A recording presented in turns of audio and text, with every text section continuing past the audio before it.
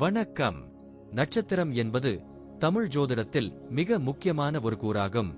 ஒவ்வொரு நபரின் பிறந்த நேரத்தில் சந்திரன் விண்மீன் பந்தலின் எந்த பகுதியை சுற்றி சுழலுகிறானோ அந்த இடத்திற்கு ஏற்பவே அந்த நபரின் பிறந்த நட்சத்திரம் நிர்ணயிக்கப்படுகிறது. மொத்தம் 27 நட்சத்திரங்கள் உள்ளன. அவை ஒவ்வொன்றும் தனித்தனியான இயல்புகளும் ஆற்றல்களும் கொண்டவை. சந்திரன் ஒவ்வொரு நட்சத்திரத்திலும் சுமார் ஒரு நாளும் சில மணி நேரங்களும் தங்குகிறான். எனவே ஒரு நபரின் பிறந்த நேரத்தை துல்லியமாக கண்டறிந்தால் அவர் எந்த நட்சத்திரத்தில் பிறந்துள்ளார் என்பதையும் சரியாக கணிக்கலாம். நட்சத்திரம் ஒரு நபரின் உணர்வுகள், மனநிலை, பேசும் முறை, ஆழ்ந்த சிந்தனை திறன், குடும்ப வாழ்க்கை, கல்வி, தொழில், திருமண வாழ்க்கை, உடல் நலன் மற்றும் வாழ்க்கையின் முன்னேற்றம் போன்ற பல அம்சங்களில் நேரடியான தாக்கம் ஏற்படுத்தும்.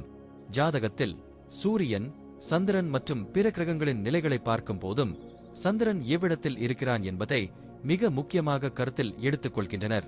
இது ஜாதகத்தின் ஆரம்ப புள்ளியாகும். மேலும் நட்சத்திரங்களை அடிப்படையாக வைத்துதான் திசை பலன்கள் கணிக்கப்படுகின்றன. ஒரு நபர் வாழ்க்கையில் எந்த காலத்தில் எதற்கான வாய்ப்புகள் வரும், எப்போது சவால்கள் ஏற்படும், எப்போது திருமண நேரம், குழந்தை பேறு போன்ற விசேஷங்கள் நடக்கும் என்பதையும் இந்த நட்சத்திரங்களின் இயக்கம் மூலம் கணிக்கலாம். நன்மை தரும் நட்சத்திரங்கள் ஒரு நபருக்கு சுப நிகழ்வுகளை தரும். சில நேரங்களில் சோதனைகளும் வரும். இதை பொறுத்து பூஜைகள், பரிகாரங்கள் போன்றவையும் பரிந்துரைக்கப்படுகின்றன. இதனால் நட்சத்திரம் என்பது ஒரு நபரின் முழு வாழ்க்கையின் பயணத்தை பாதிக்கும் ஒரு முக்கியமான ஜோதிட கூறம் என்பதை நாம் உணர வேண்டும்.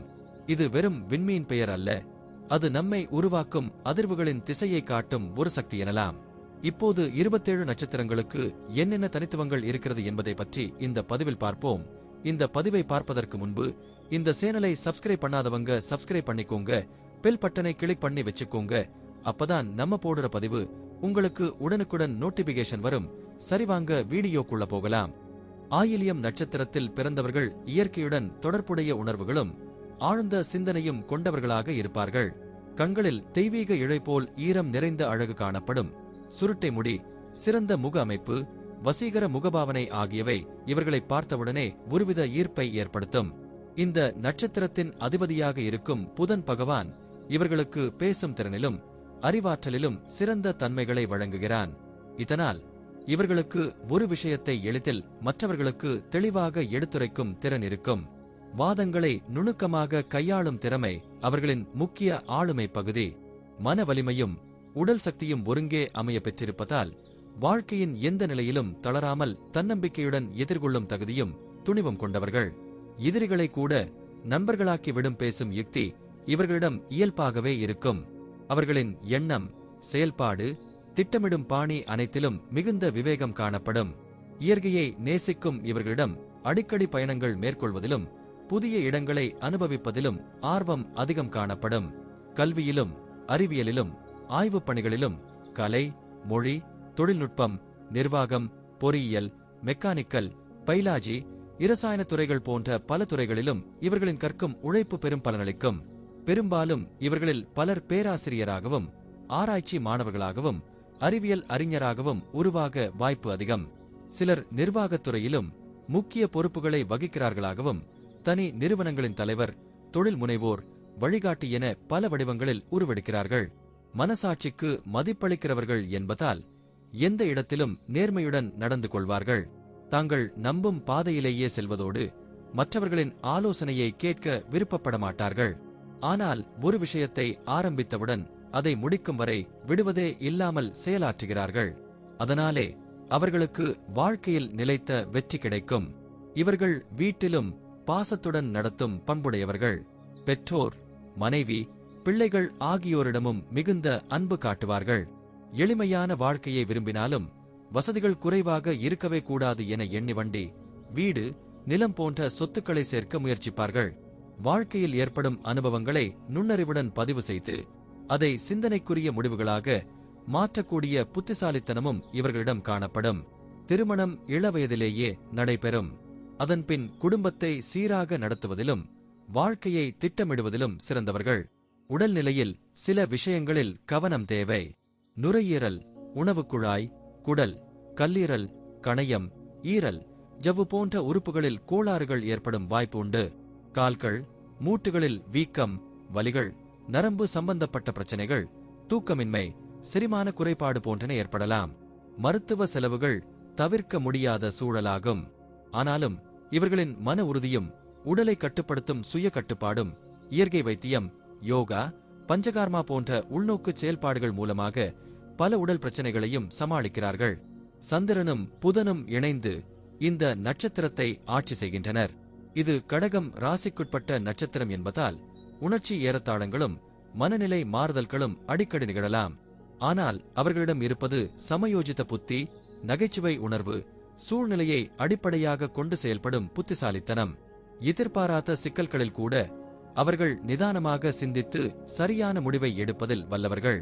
பழமையான சிந்தனைகளை மதிக்கும் பண்பும் புதிய முயற்சிகளை ஏற்கும் திறனும் ஒருங்கே இருப்பது இவர்களின் முக்கிய பலம். செய்நன்றி மறவாதவர்கள், பயனற்ற பேச்சுகளை தவிர்க்கும் பண்பாளர்கள்.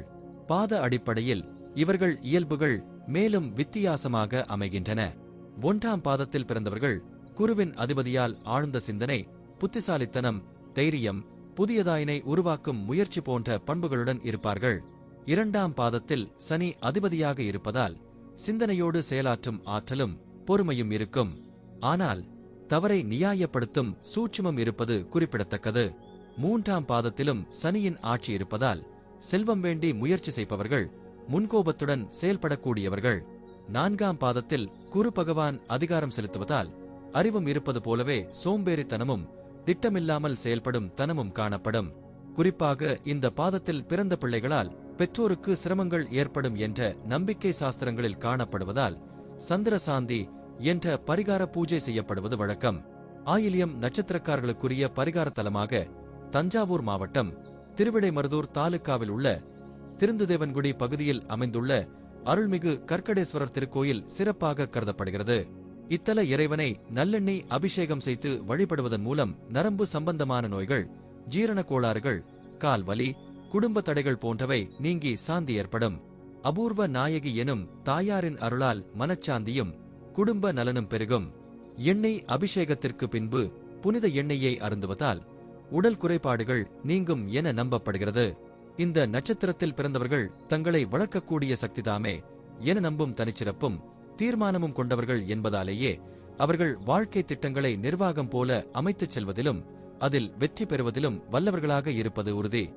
நன்றி. இப்ப நான் சொன்ன அனைத்து விஷயங்களும் பொது பலன் மட்டுமே.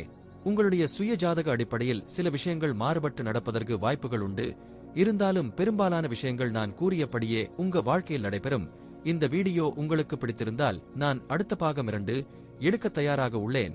பாகம் 2 வேண்டும் என்றால் பாகம் 2 என்று டைப் செய்யவும். பெரும்பாலான நண்பர்கள் பாகம் 2 வேண்டும் என்றால் விரைவில் பாகம் 2 வீடியோ பதிவு செய்கிறேன்.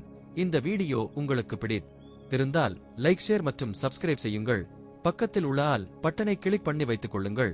அப்பொழுதுதான் நாங்கள் போடும் வீடியோ உங்களுக்கு உடனுக்குடன் நோட்டிபிகேஷன் வரும். உங்களுடைய எதிர்கால வெற்றிக்கு என்னோட வாழ்த்துக்கள். நன்றி. வாழ்க வளமுடன்.